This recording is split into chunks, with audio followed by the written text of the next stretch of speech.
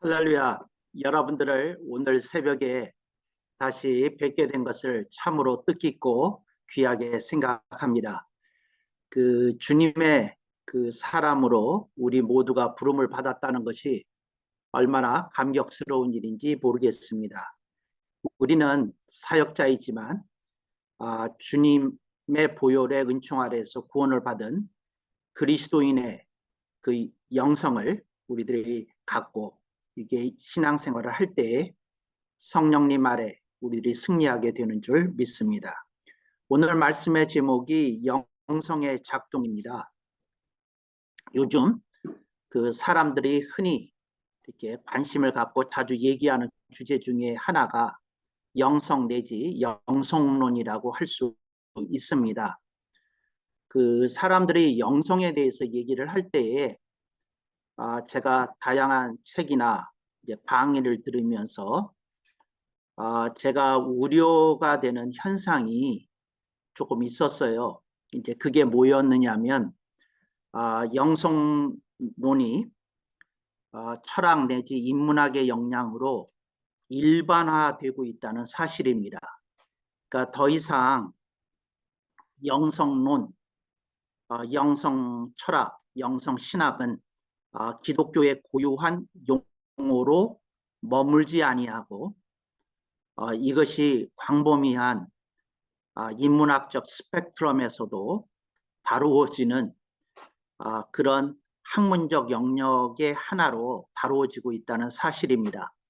그래서 제가 우려하는 건 그런 영향을 받은 분들이 책이나 혹은 다양한 강론을 통해서 이렇게 영향을 받은 부분들이 나오는데 하시는 전체 맥락이 이해는 가면서도 부분 그게 성경적 입장에서 떨어져 있는 어떤 말들을 하는 걸 듣게 됩니다.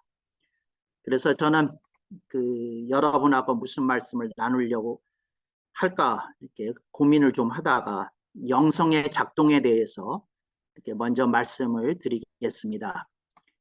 영성이라고 하는 주제가 방대하잖아요. 그러니까 그 중에서 이제 작동에 대해서 조금 범위를 대폭 줄여서 좁혀서 이렇게 생각해 보려고 하는 것입니다. 요즘 새로 나온 자동차들은 구태여 이그니션에다가 키를 꼽지 않고서도 몸에 지니고만 있어도 이렇게 차가 작동이 되게끔 어떤 자동차는 명령어로만 또 어떤 차는 살짝 터치하기만 해도 어떤 차는 터치는 안 해도 손을 가까이 대기만 해도 키가 근처에 있다는 사실 하나만으로 작동이 되는 것을 볼 수 있습니다. 전제가 있었다는 거죠. 무슨 전제가 이 차주가 키를 소유하고 있다. 이제 이게 전제가 되어서 차가 이제 작동하게 되는 거거든요. 저는 이 원리를 여러분들이 기억하셨으면 좋겠습니다. 그리스도인에게서 키, 이제 이 경우 비유로 키입니다. 키, 곧 성령님이 떠나 있는 영성이라는 건 없습니다. 그러니까 제가 조금 슬프게 생각하는 건 영성을 가리키는 분들이 그 전제를 말씀 안 하고 다들 시작하는 게 너무 흔하더라고요. 무슨 말이냐면 영성론은 미안하지만 성령론 아래에 있어야만 합니다. 그러니까 성령론을 떠난 영성론이라는 건 없거든요. 그건 인문학적 영성론이겠죠. 인문학적 영성신학이나 영성철학이겠죠. 그러나 성령님을 떠난 영성론이라는 건 없다. 그래서 영성의 작동은 성령님이 전제되는 거다. 차주가 키를 갖고 있다는 전제하에서 차가 작동이 되는 것처럼 우리의 영성이라고 하는 것은 키로 비유된 성령님이 전제되고 그 아래에서 우리들의 영성이 작동이 돼야 되는 거고 또 작동이 되는 거다. 이런 철저한 인식이 여러분들에게 있기를 바라고 또 그런 관계를 유지하실 수 있기를 바랍니다. 그랬을 때에 제가 이제 영성에 대해서 얘기하는 분들로부터 가장 듣고 싶은 얘기의 하나는 무엇인고 하니, 성령님과 영성이 무슨 관계가 있느냐, 이제 이런 얘기를 듣고 싶거든요. 그랬는데 이제 제가 듣게 되는 그 영성의 얘기는, 일단 성령님은 그 배후로 쓰시고 전면에 인간이 등장하고, 그 인간의 그 생활 영역, 또 그 인간의 활동 그 영역에서 나타나는 사람의 모습이나 행위나 이런 것에 초점을 맞추어서 영성을 얘기를 하더라는 거죠. 근데 그건 구태여 기독교가 아니더라도 다루어질 수 있고, 또 나름대로의 대답을 제시할 수 있는 영역이 아닌가, 이제 이렇게 생각이 되어집니다. 그래서 저는 여러분에게 여러분이 생각하는 그 영성이나 영성론에서 성령님은 어떻게 다루어지고 있는지, 어떻게 제시되고 있는지, 그게 궁금하다. 여러분들이 그런 답을 스스로 좀 생각해 보시고 제시해야 되지 않는가, 이렇게 생각합니다. 수많은 성경 말씀이 있는데, 제가 요한복음서 14장 26절 말씀, 보혜사 곧 아버지께서 내 이름으로 보내실 성령님 곧 그님이 너에게 모든 것을 가르치시고, 이게 가장 흔히 우리들이 애용하는 성구이기도 하고, 그러면서도 우리들이 잘 모르는 성구 가운데 하나이기도 합니다. 근데 이게 그 신학자들도 이제 좀 골머리를 썩히는 성구이거든요. 근데 왜 신학자들이 골머리를 썩히느냐 하면, 성령님이 모든 것을 가르쳐 주신다고 그랬거든요. 근데 정말 모르는 걸 가르쳐 주셨으면 이렇게 설교의 난맥이 일어날 리가 없잖아요. 그러니까 성령님이 가르쳐 주신다는 말은 뭐냐? 두 번째, 성령님이 모든 것을 가르쳐 주신다는 말은 뭐냐? 근데 성령님이 가르쳐 주시는데 왜 우리 각자가 이렇게 다르냐? 성령님이 모든 것을 가르쳐 주신다고 하는데 우리는 왜 어떤 문제에 대해서 클리어한 답을 소유하고 있지 못하냐? 이제 이런 거에 대한 답을 하셔야 되거든요. 이 성부를 지대로 그냥 그 문자 그대로, 액면 그대로 믿는다면 성령님이 우리에게 모든 걸 다 가르쳐 주시는데, 근데 왜 가르쳐 주시지 않냐? 그리고 가르쳐 주신다는 말을 믿는다 그러면 그 왜 그러냐? 그런데 가르쳐 주셨는데 그러면 성령님이 백인이면 백인에게 각기 다른 걸 가르쳐 주시냐? 왜 모든 사람이 가르치는 내용이 동일하지 아니하고 다른 것들이 나타나냐? 이런 거에 대해서 이 구조를 믿으시는 사람들은 그 대답을 하셔야 되거든요. 그래서 저는 오늘 제 강의를 통해서 여러분이 어떤 답을 듣는 것보다도 나는 영성론이라고 하는 주제에 대해서 성령님과 어떤 관계 속에서 다루느냐, 그걸 여러분이 점검하시라고 말씀을 드리는 거고, 두 번째로 성령님이 가르쳐 주신다는 말은 뭐고, 또 덧붙여서 모든 것을 가르쳐 주신다는 말은 뭐냐? 그런데 우리는 왜 그 어떤 문제에 대해서 아직도 좀 우리가 충분한 답이 정리 안 된 것처럼 느끼냐? 또 왜 우리는 그렇게 말씀에 대해서 고민이 많냐? 다 가르쳐 주신다는데, 이런 거에 대해서 이제 여러분이 충분히 납득할 만한 답안을 마련하시면 여러분은 요한복음서 14장 26절 말씀을 이렇게 대변할 수 있습니다. 이건 이런 뜻이라고. 근데 그거 얘기하지 않으면 요한복음서 14장 26절은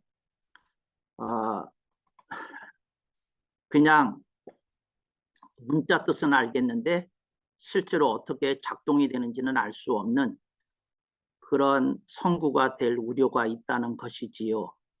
제가 여러 그 교수들에게도 물어봤어요. 이 구조를 가지고. 그러면서 제가 뭐라고 얘기했느냐면 왜 성경을 해석하는데 구약학자와 신학학자 입장이 그렇게 다르냐. 또 그건 그렇다 치고 또 그 교의 신학을 전공한 사람들과 윤리학을 전공한 사람들의 답이 어떻게 그렇게 다르냐. 또 그 성령님이 모든 것을 다 가르쳐 주신다고 그러는데 요한계시록에서 아직도 천년 왕국의 문제가 클리어하게 해결이 안 된 건 도대체 무슨 얘기냐. 성령님이 어떤 사람에게는 전천년설, 어떤 사람에게는 후천년설, 성령님이 어떤 사람에게는 무천년설을 가르치신다는 얘기냐. 이게 도대체 무슨 얘기냐. 제가 이렇게 묻거든요. 그런 교수들도 제가 무슨 말을 하려는지 충분히 인지를 하니까 이제 웃고 대답을 잘 안 하더라고요. 그래서 여러분들이 그냥 그 교수들이 그런 상황이니까 여러분들이 그런 거에 대해서 조금 정직하게 나는 어떻게 그러는지, 그 다음에 만약에 성령님이 모든 것을 가르쳐 주신다고 한다면 특별히 우리들이 말씀의 사역자이니까 설교의 기름 부심으로 가르쳐 주실 것 아니겠어요? 그러면 설교에 죽쓰는 일 없어야 되잖아요. 설교의 가마가 약하게 나타나는 일은 없어야 되잖아요. 그러니까 그런 것들을 다 어떻게 해석하냐. 그래서 영성의 작동에 대해서 저는 말씀과 관련해서 성령님 관련해서 그런 의문을 제기하는 거다. 그 다음에 26절 다시 보면 끝절에 내가 너희에게 말한 모든 것을 생각나게 하시리라. 주님이 말씀하신 모든 게 뭐냐는 거죠. 그러니까 저는 여러분에게 그냥 보존하는 거예요. 주님이 말씀하신 게 있는데 주님은 클리어하게 모든 것이라고 그랬거든요. 내가 너희에게 말하고 가르친 모든 것. 그런데 그러면 그 신학자가 아니더라도 설교자는 대답해야 돼요. 주님이 가르치신 모든 것은 몇 가지입니까? 중요한 게. 뭐 3가지입니까? 5가지입니까? 10가지입니까? 그게 뭡니까? 주님이 이렇게 우리를 리마인드 시키시면서 꼭 기억하라고 하시는 그건 중요한 것일 텐데, 그래서 그것 중에 하나로 빠뜨리지 말라고 모든 것 말씀하셨을 텐데 그게 뭐냐. 이제 그리고 그거를 생각나게 하신다는데 생각나게 하는 건 또 뭔 얘기입니까? 이제 이런 걸 고민하시고 좀 생각해 보시도록 이렇게 말씀을 드리는 거죠. 저는 저의 입장을 이 강론의 모두의 말씀을 드렸어요. 저는 영성론이 성령론 아래에 있어야 된다. 이제 이렇게 말씀을 드렸고, 그래서 영성론을 가르치고 싶은 사람은 성령론이 분명하게 정리되어 있어야 된다. 그 말씀을 드리는 거고, 그 다음에 그 사람은 성령론과 영성론이 무슨 관계가 있는 건지, 그러니까 우리에게 성령론 말고 영성론이 따로 있어야 되는 이유가 뭔지 그거 제시해야 되고 가르쳐 줘야 되고, 그 다음에 성령님의 가르치시는 사역, 그 성령님의 티칭 미니스트리에 대해서 우리는 어떻게 생각하고 있고 어떤 것을 하고 있는지 이제 그런 것들을 좀 정리할 필요가 있겠다는 거죠. 근데 저는 그래서 그거를 영성론의 전제는 성령님이시다 이렇게 한 문장으로 설명합니다. 그러니까 그리스도인에게 영성은 성령님이 전제되지 않으면 저는 무의미하다 그렇게 생각해요.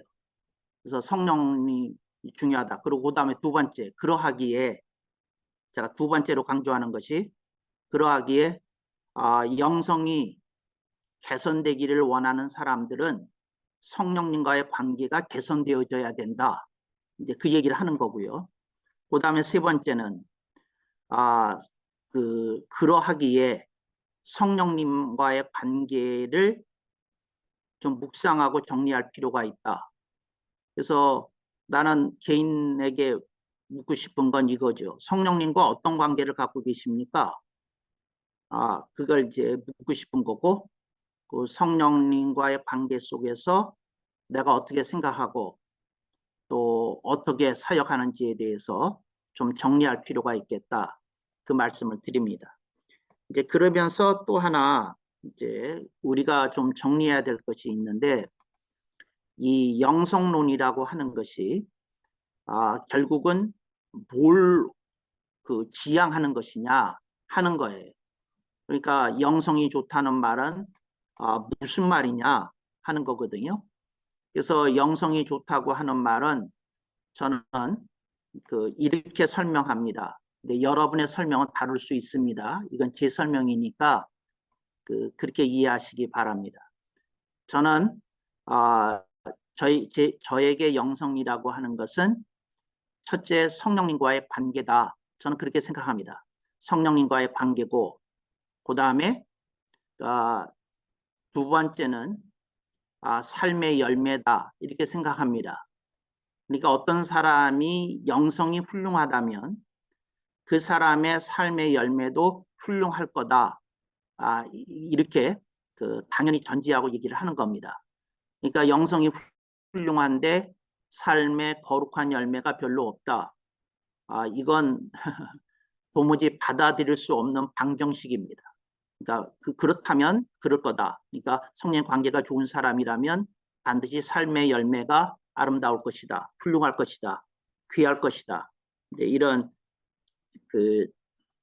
결론에 도달하게 되는 것이지요. 그래서 영성론은 영성론에 머무르면 안 되고 삶의 열매에 초점이 맞춰져야 된다. 그 궁극적인 초점이 맞춰져야 된다. 그 말씀을 드리는 것이지요.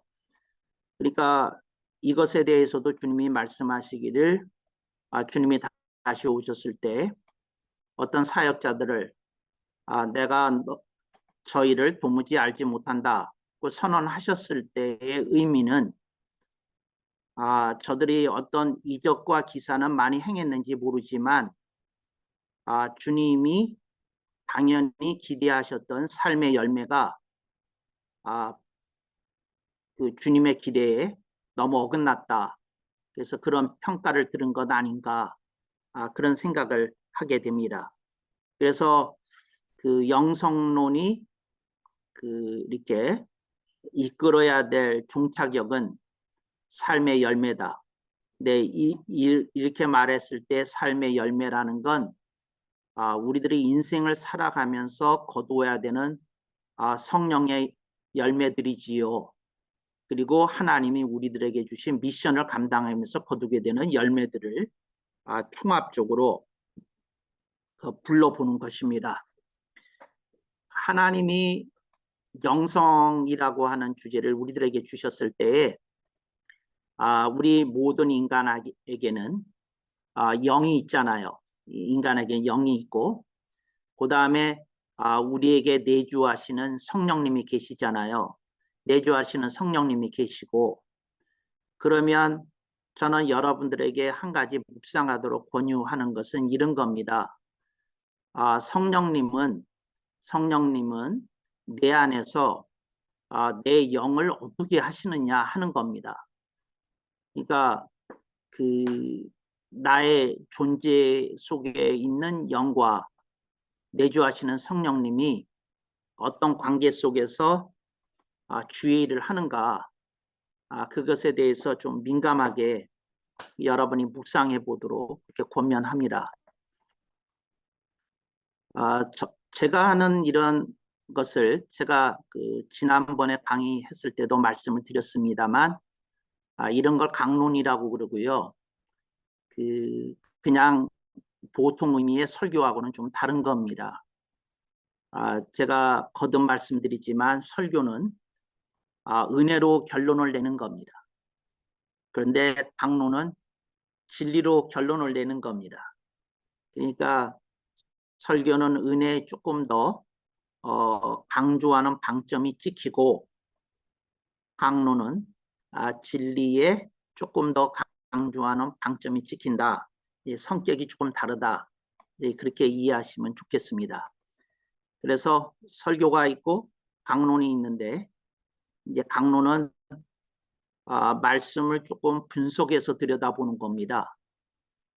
분해해서 보는 겁니다. 그리고 우리 자신을 각자 성찰해 보는 겁니다. 내가 이것에 대해서 어떤 입장을 갖고 있고, 나는 어떻게 가르쳐 왔고, 또 내가 그렇게 생각하는 성경적 근거는 무엇인지 이렇게 생각해 보도록 이렇게 하는 겁니다. 하나님이 우리에게 하시는 역사를 그 성령님의 역사라고만 말하기 어려운 어떤 구석이 있어요. 근데 이 말 참 미묘한 말인데, 어떤 사역자가, 저는 어떤 특정 사역자를 염두에 두고 하는 표현이 아닙니다. 그냥 어느 사역자가 있는데 그 사역자가 자신이 한 모든 것은 성령님의 역사였다고 그 얘기를 했어요. 근데 그 표현했을 때 저는 조직신학자니까 그런 표현을 들었을 때마다 조금 마음이 불편해지는 게 있거든요. 근데 뭐가 불편해지는 게 있느냐면,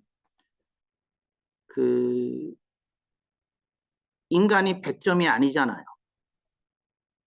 근데 인간이 100점이 아닌데 사역자가 내가 한 모든 것은 성령님의 역사라고 이렇게 얘기를 해버리게 되면 본인의 부족과 결핍이 나타나는 부분도 그러면 성령님의 역사하심이라는 얘기냐, 이런 부분이 있거든요. 그래서 저는 그렇게 말씀하시는 분의 그 뜻을 지적하는 게 아니고요. 그분이 뭘 말하려는지는 알겠어요. 그 뜻은 알겠는데, 저는 표현을 문제 삼는 겁니다. 표현이 좀 더 정교해져야 된다, 정밀해져야 된다, 다듬어져야 된다, 그 얘기를 하는 거죠. 그러니까 우리가 하는 모든 것이 성령님의 역사라고 말한다면, 그러면 우리의 부족하고 결핍된 모습이 나타난 사역의 부분에 대해서 그러면 성령님이 책임지셔야 되는 것 아니냐, 이제 문제가 생기게 되거든요. 그래서 그 표현을 좀 이렇게 가다듬어야 되는데 그냥 그렇게 얘기하더라는 거죠. 그래서 우리가 어떤 역사를 일구고 있는지, 어떤 모습으로 살아가는지 이렇게 생각해 봐야 됩니다. 어떤 선교사 부부가 부부싸움을 했어요. 그런데 열을 받은 그 사모님이, 이제 이 경우는 두 분 다 선교사님이니까 사모님 목사님이라고 호칭해야 구분이 되니까 이렇게 불러보겠습니다. 사모님이 목사님한테 당신의 성령님이 나하고 부부싸움 하라고 가르치셨어? 하고 질문했다는 거예요. 너무 열받아서 이제 그러셨는데, 이제 그랬는데 그때 그 목사님이 그래도 은혜로우신 분이셨나 봐요. 울음을 터뜨리셨다 그래. 울었다 그래요. 그 말을 듣는데 갑자기 울컥해져가지고 눈물이 쏟아지는데 눈물이 멈추질 않더래요. 그래서 울컥해졌는데, 사모님도 그 남편이 그 말을 듣고 울컥해서 하는 걸 보고는 자신도 눈시울이 뜨거워져가지고 다른 방으로 가서 이제 좀 울면서 말씀을 묵상하는 시간을 좀 가졌었다고 그러더라고요. 그래서 우리에게 부족한 면이 있는데 그건 뭐냐, 이제 그런 거거든요. 우리가 사역에 만족을 느끼지 못할 때가 있잖아요. 근데 우리가 사역을 느끼지 못할 그때에 모든 것이 다 하나님의 역사였다고 얘기를 하면 그 부족함과 그 결핍은 누가 책임져야 되는 거냐, 그 어떤 거냐, 이제 그런 거에 대해서 이제 진지하게 좀 생각해 봐야 되는 게 있거든요. 또 하나는 그 선교사님들이 그 사역을 하면서 그 자녀 교육 문제로 고통을 겪을 때가 자주 있거든요. 그런데 그 자녀 교육 문제로 이렇게 고통을 심하게 겪을 때 영성이 어떻게 작동하느냐. 그래서 그 이제 분명히 이제 문제는 잡혔어요. 자녀 교육이라는 문제가. 그렇지 않으면 이제 저는 자녀 교육에 문제가 생겼다고 말을 했지만 이제 뭐 다르게 바꿔도 되겠죠.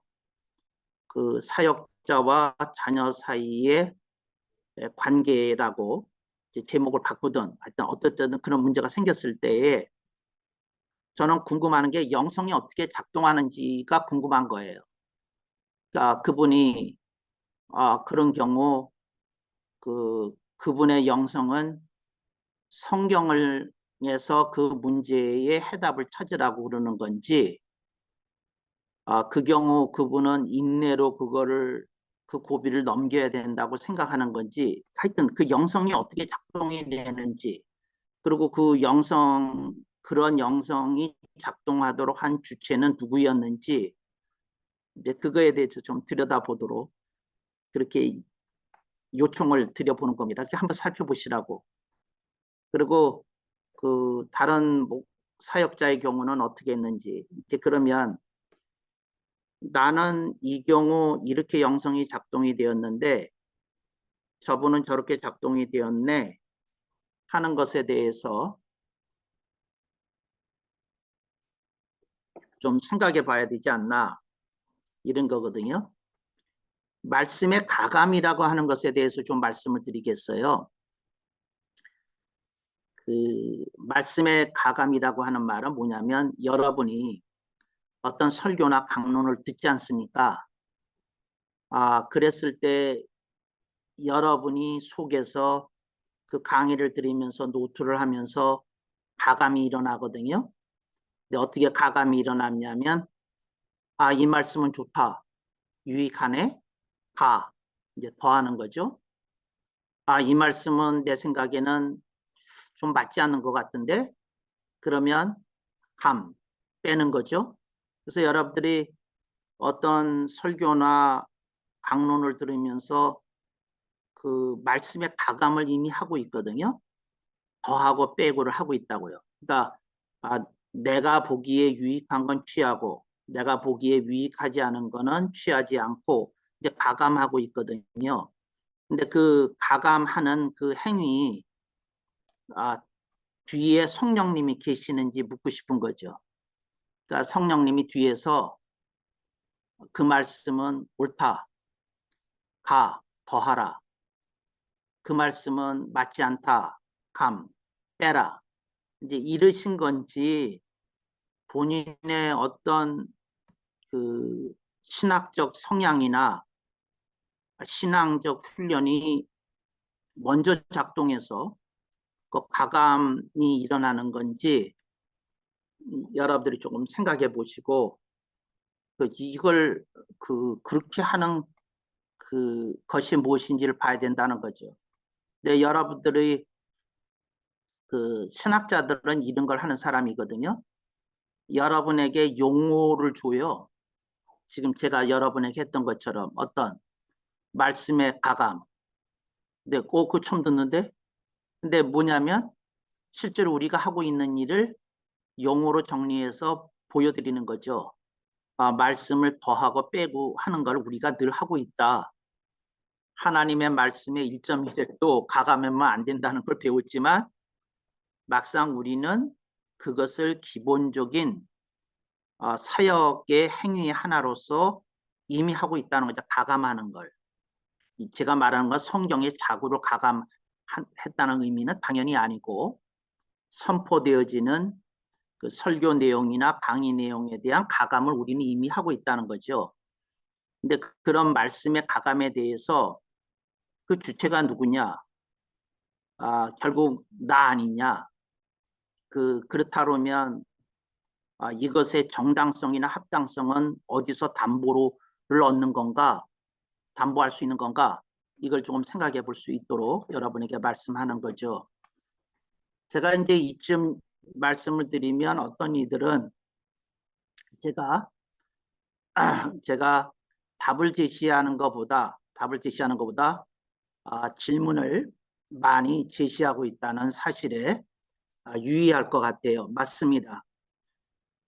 제가 사역자들을 만나보니까 사역자들 가르치기가 제일 힘들어요. 근데 사역자들을 가르치기가 왜 힘드냐면 본인들이 끊임없이 가감하더라고요. 그러니까 무슨 말씀을 들었는데 끊임없이 가감하더라고요. 그런데 저는 그 가감하는 걸 보면서 무슨 생각을 했느냐면 본인들이 하는 그 말씀의 가감 행위의 주체가 뭔지 그 근본이 뭔지 그거 한번 점검해 보시고 가감하시나 하는 생각이 들었다는 거죠. 그래서 여러분들이 그것만 점검해도 저는 큰 오늘 강론의 유익이 얻어질 수 있지 않느냐 이렇게 생각을 하는 것이지요. 그래서 결국은 본인이 스스로 어떤 그 질문이 생겨서 그걸 들여다보고 본인이 정리를 하면 그건 받아들일 거거든요. 근데 그러지 않고 다른 사역자가 하나님의 말씀이라고 그 답을 제시해줘도 그 답 오래 가지 못해요. 왜 오래 가지 못하냐면 말씀을 듣는 이에 가감해서 살아남는 것만 결국 그 작동하게 될 것이니까요. 자, 여러분들이 그걸 좀 생각해 보고 나는 어떤 말씀 가감 장치를 작동시키고 있냐 이제 그것에 대해서 좀 생각해 보고 그러라는 거죠. 그래서 저는 몇 가지를 이렇게 말씀을 드렸는데 그거 하나하나가 용어거든요. 주님이 말씀하신 모든 것 이거 굉장히 중요한 신학적 주제입니다. 그래서 그 말씀을 여러분들이 들으시면서 내가 어떻게 하고 있는지 이제 자신을 좀 살펴보도록 이렇게 말씀드리는 거죠. 그래서 나는 어떻게 하고 있지? 나는 무엇에 의해서 이렇게 판단을 내리고 있지? 이제 이걸 보실 수 있었으면 좋겠다. 이제 이런 고민을 하고 그럴 수 있었으면 좋겠어요. 제가 미국에서 잠깐 여행을 갔었을 때 이제 미국에서 한 20년 살다 왔으니까요. 어떤 교회 가서 예배 드리는데 침례교회였는데 서던 베프티스트. 그런데 목사님이 이제 설교 끝나면 서던 베프티스트에서 목사님 바깥에서 이렇게 제일 먼저 나가서 서서 기다려서 이제 성도들하고 악수하거든요. 악수하는데 그분이 그러시더라고요.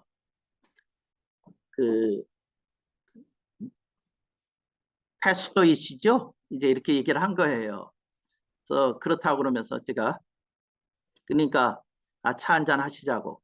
그래서 이제 차 한잔을 하게 됐는데 그분이 내게 제가 묻기를 목사인 게 이렇게 표가 납니까? 하고 제가 물었어요. 이렇게 다 표가 났대요. 그래서 어떻게 납니까? 그랬더니 내 눈을 보는데 말씀을 가감하는 게 느껴졌다는 거예요. 그러니까 뭐냐면 이분이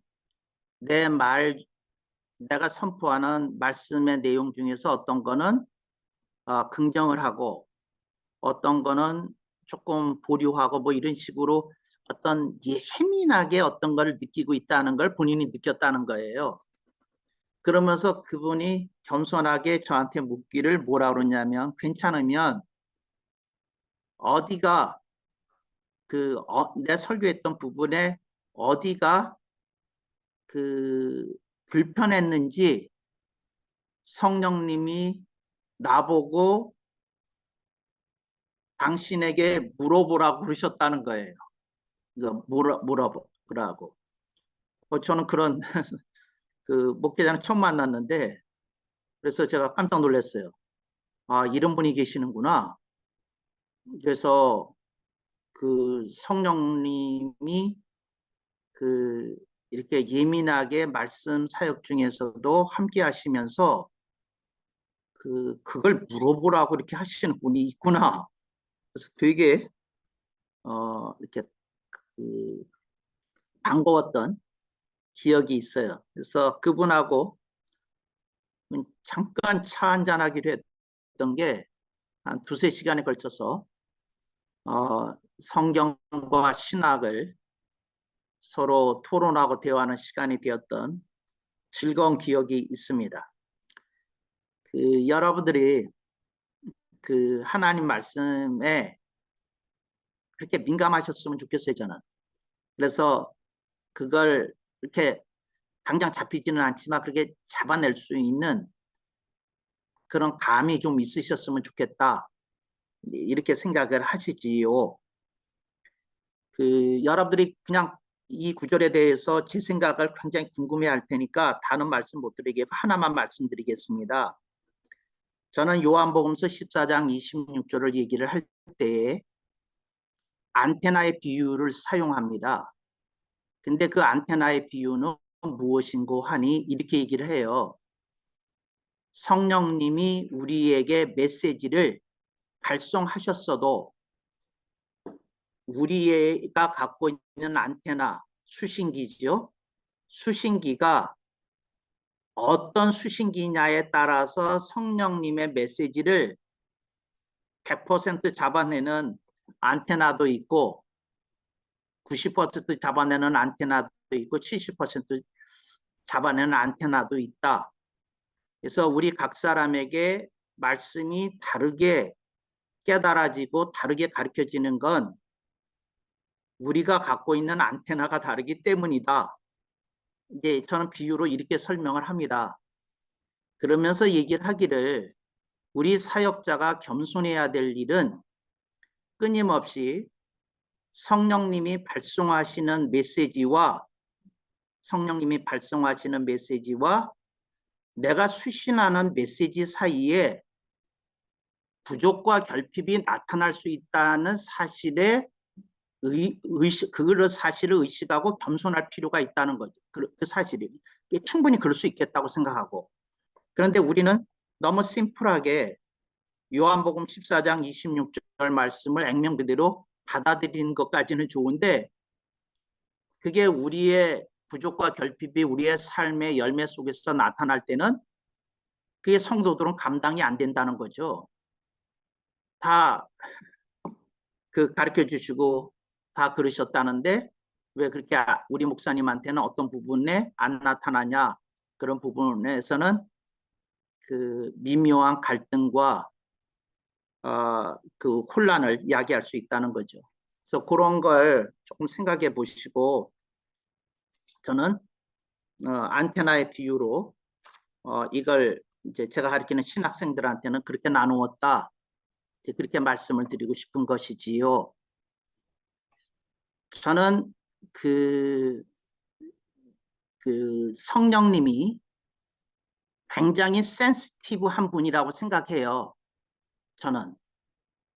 그래서 성령님이 굉장히 센시티브하신 분이거든요. 그런데 우리가 조금 더 센시티브해질 필요가 있다. 그래서 우리의 안테나의 질을 좀 높일 필요가 있다. 이제 그렇게 생각을 하지요.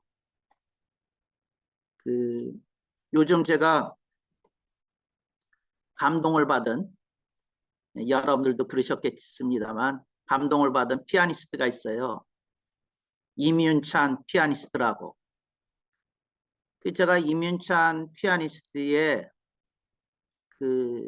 이렇게 연주를 들으면서 저는 이렇게 생각을 한 거예요. 저는 그런 생각을 했어요. 어떤 생각을 하는 거냐면 신학자니까, 주식신학자니까 그런 생각을 했겠죠. 첫째는 이민찬의 이 유니크한 해석은 원악보에 얼마나 근접한 걸까? 그 생각을 했어요. 그 해석이 굉장히 유니크한 데가 있더라고요. 근데 그건 뭐였을까? 그 괴리가 있을까? 그렇지 않으면 원악보의 해석이 100이라고 했을 때 이민찬은 100이었을까? 그렇지 않으면 95였을까? 98이었을까? 이제 그런 생각을 좀 해봤다는 거죠. 그리고 두 번째는 제가 이민찬 피아니스트의 그 연주를 들으면서 생각했던 것 중에 하나는 뭐냐면 악보에 없는 어떤 테크닉을 보여주더라고요. 그래서 저는 이런 생각을 한 거예요. 저 악보에 표시되지 않은 저 테크닉은 어떻게 얻은 걸까? 영감이었을까? 그렇지 않으면 기교를 닦다가 생긴 기교였을까? 영감일까? 기교일까? 그런 생각을 한 거예요. 그렇지 않으면 영감과 기교도 아니었으면 자신에게 지금 그, 피아노를 가르쳐 주신 그 스승의 영향일까? 코칭일까? 그러니까 영감일까? 기교일까? 코칭일까? 이 생각을 한 거죠.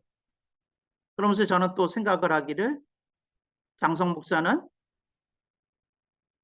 어떤 걸 가르칠 때 영감을 가지고 하나?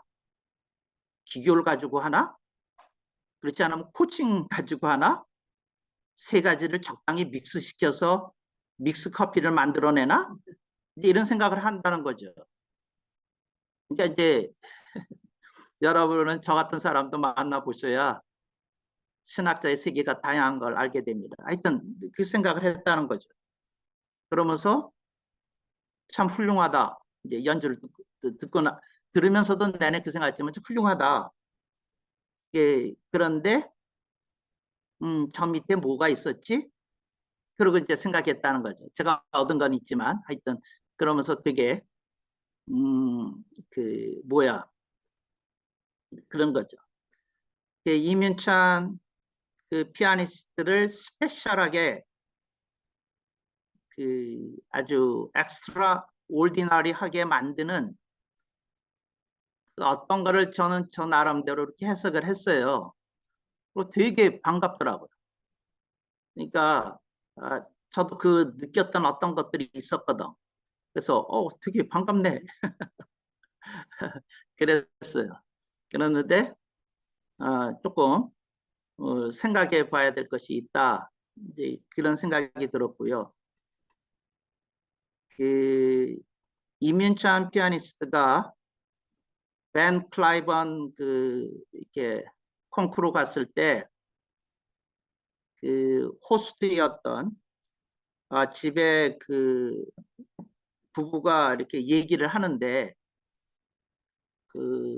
이민찬 씨가 그 호스트 가정에 있었을 때에 어땠나요? 하고 질문을 했는데 그 중에서 이런 대목이 있었어요. 어떤 대목이 있었느냐면 오후 1시에 부터 이제 1시 전에 일어나겠죠. 한 뭐 11시쯤 일어나는지 샤워하고 앉아서 간단하게 동행해온 자신의 엄마가 해준 브렉퍼스트를 먹고 그리고 딱 1시에 피아노 앞에 앉아서 새벽 4시까지 치더라는 거예요. 그러니까 16시간 치더라는 거예요. 그 말 듣고 저는 조금 부끄러웠어요. 왜 부끄러웠느냐 하면 내가 말씀에 하루에 16시간 집중하나? 그러니까 그 사람은 우리로 치면 성경을 붙들고 그러니까 이민찬 군이 했던 것처럼 하려고 그러면 우리는 성경을 붙들고 꼼짝하지 않고 16시간을 있어야 된다는 얘기거든요. 그러니까 간간히 약간 휴식을 취하긴 했지만 그 5분이 넘어가지 않을 정도로 휴식을 한 다음에는 16시간을 때리 앉아서 피아노를 쳤다는 거죠. 아, 화장실 가는 시간 빼놓고는 다 그랬다는 얘기인데, 물 마신 시간 빼놓고. 근데 우리는 아니, 저는 우리가 아니고요. 나는 16시간 성경 들여다보나? 책 읽고 앉아있고 그렇게 하나? 그런 생각이 들었어요. 그래서 어, 천재이긴 하지만 천재이기 전에 지독한 연습벌레다. 걸 이제 보여줬거든요. 그래서 저는 이제 그 이민창 군 얘기를 왜 했느냐면 하나님, 특히 성령님과의 관계를 좋게 하시려면 최소 이민창 군만큼 성경을 들고 성령님과 씨름하지 하셔야 하지 않을까 그 생각했다는 거죠. 그 정도. 그러니까 아름다운 음악을 창조해내기 위해서도 피 터지는 연습을 하는데 이게 그렇게 그 일주일에 몇 시간 써가지고 설교 준비하는 게 참 부끄러운 일이다. 그런 생각을 좀 해봤죠. 그래서 이거 저 도전이다. 그런 생각을 하면서 그런 걸 봅니다. 다시 돌아가서 영성의 작동이라고 말씀을 드렸잖아요. 영성은 가만히 있어도 작동이 돼요. 그 좋게 작동하느냐 나쁘게 작동하느냐 그 차이만 있지요. 왜? 인간이 영이 작동하지 않고 하루를 살아갈 리가 없잖아요. 근데 하루 24시간 속에서 우리의 영이 성령님과 어떤 교감을 나누면서 어떻게 살아가느냐 하는 건 우리 각자의 모습이지요. 그리고 그걸 성령님이 어떻게 평가하시느냐 하는 건 우리가 성령님으로부터 들어야 될 말씀이지요. 그리고 우리가 그런 영성의 작동을 통해서 거두어낸 열매에 대해서는 우리가 온전히 책임을 져야 될 몫이지요. 그런 생각을 여러분에게 던지면서 강론 마감합니다.